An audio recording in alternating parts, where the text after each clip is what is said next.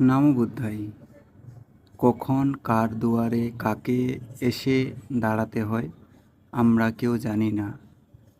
এই জন্য আপনি আপনার জ্ঞান থাকতে, প্রজ্ঞা থাকতে, বুদ্ধি থাকতে কাউকে বিপদের সময় কষ্ট দিবেন না বা কষ্টজনিত কোনো কিছু করবেন না বা কষ্টের কারণ হবেন না।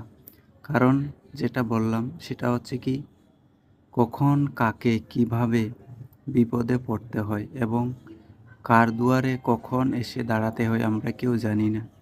সুতরাং সবাইকে ভালোবাসুন, যতটুকু পারেন সহযোগিতা করুন। অর্থ দিয়ে না পারেন কিন্তু মুখে এবং কথাবার্তায় সহযোগিতা করুন। দেখবেন আপনিও ভালো আছেন, আপনার পাশে যে মানুষটা বিপদগ্রস্ত